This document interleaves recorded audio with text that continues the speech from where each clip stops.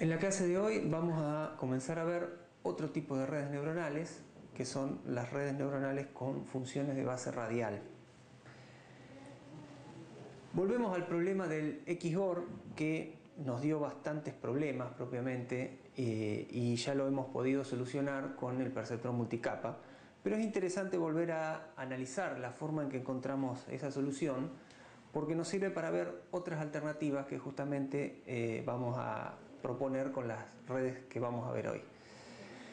¿Se acuerdan? Teníamos que en el caso de dos entradas verdadero o dos entradas falsa, el XOR tenía que dar falso, y en el caso de que una de las dos sea verdadera y la otra falsa, teníamos el XOR que nos daba verdadero. Habíamos logrado solucionarlo poniendo tres neuronas. Una, ¿se acuerdan? Hacía una separación ahí, otra ponía la recta de decisión ahí, y la tercera hacía una combinación de estas dos regiones de decisión para dar verdadero en toda esta zona y falso afuera. De esa manera habíamos podido resolver con tres neuronitas nomás el problema del XOR. Veamos un poco más cómo se conforman estas regiones de decisión. Esta zona, donde, ¿se acuerdan? Era el lugar en donde la función signo cambiaba, o sea, pasaba de -1 a +1, o luego habíamos utilizado también la función sigmoidea. Tiene una forma que podríamos tratar de graficar en tres dimensiones, pensando que es -1 en toda esta zona y de pronto, si fuera la función signo, se hace +1. Podríamos pensar que tenemos un papel que está doblado, hay una parte en la que sube con esta forma de la sigmoidea. Fíjense que acá estaría la parte central de la sigmoidea, acá estaría el +1 y acá estaría el -1. En el caso que tuviéramos la función signo, esa subida sería mucho más escarpada y sería como un escalón de una escalera. Esta forma de la sigmoidea es similar para todos los casos y depende de donde nosotros podamos poner la recta, se va a girar en un sentido o en el otro. Con estas sigmoideas y solapando estas regiones de decisión que ahora dibujamos en tres dimensiones, es que habíamos logrado formar esa franja con una región de decisión y con la otra región de decisión. Por ejemplo, acá tendríamos una de las dos neuronas que está haciendo esa región de decisión. Acá teníamos la parte del +1 y acá teníamos la parte del -1.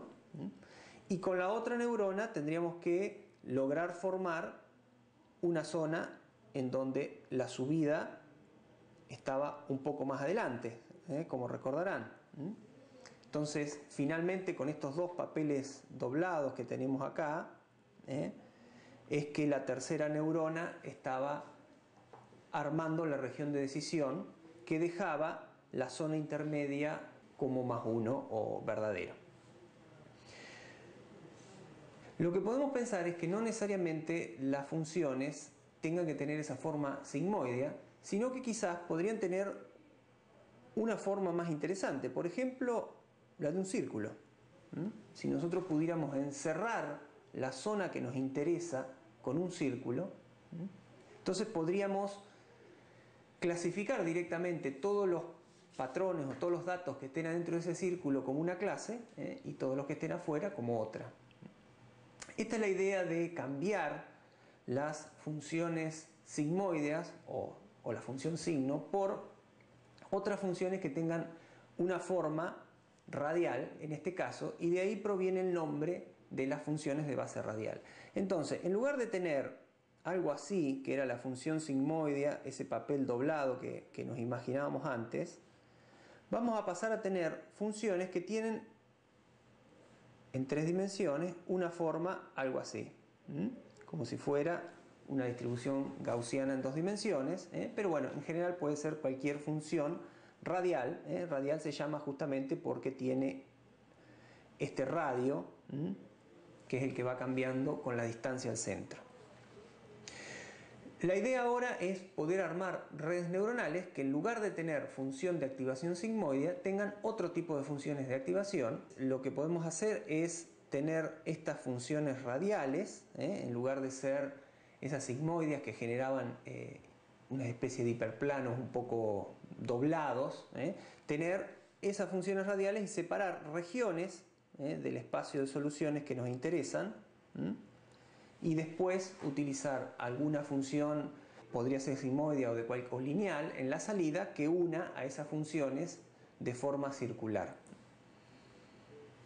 Entonces vamos a ver así estas funciones de base radial para las redes neuronales. Originalmente se utilizaban para aproximar funciones, se entraba un vector de entrada, como hicimos antes también, de números reales, serían las X, en R a la N, es decir, que tenía N dimensiones, y se buscaba obtener una salida única, que como vimos después nosotros podemos agregar varias neuronas en la salida y obtener varias.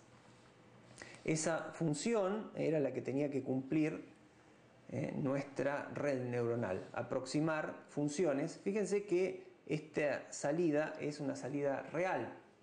Estamos hablando de los orígenes de estas redes de funciones radial. No se originaron o no fueron originalmente motivadas como el caso de las neuronas del perceptrón simple, que tenía que dar más 1 y menos 1, sino que se buscaba aproximar una función que tenía valores reales, continuos, en un rango determinado cualquiera.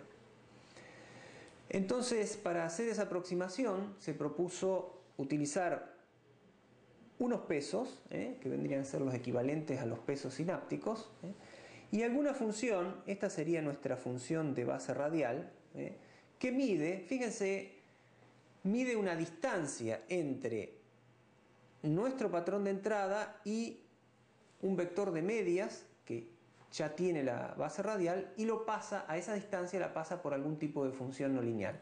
En particular se suele utilizar como función phi, esa función lineal, la gaussiana, pero bueno, puede haber muchas otras diferentes, ¿no? Nosotros vamos a utilizar esta función gaussiana, que es de las más utilizadas y la más sencilla. Acá hay un ejemplo de cómo estas funciones gaussianas sumadas pueden verse en dos dimensiones. Acá tenemos una de las dimensiones, acá tenemos la otra de las dimensiones, y estos picos serían los centros. Si yo trazo acá las dos coordenadas, este vector de medias o centroide estaría aproximadamente en 8, 2. El vector mu s estaría en 8, 2.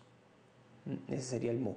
En cambio, este otro que está un poco más acá arriba, si yo trazo acá y acá, estaría más o menos este otro mu, este vamos a llamarle mu1, este vamos a llamarle mu2, sería el de la otra neurona, estaría más o menos en 7, y acá tenemos 7. Esos serían los mu de los que estamos hablando. Y por supuesto tenemos acá otro más y otro más, tenemos varios ahí que están sumados. Ahora vamos a ver un poquito más cómo es la arquitectura de esta red neuronal. Ustedes ya se la pueden estar imaginando. Tenemos las entradas, como siempre, donde por ejemplo tenemos x1, x2. Vamos a tener una capa radial. Esta va a ser la primera capa, que puede tener muchas neuronas. Yo acá estoy dibujando solamente 4. En esta capa radial van a estar las gaussianitas. Ahí van a estar las gaussianas.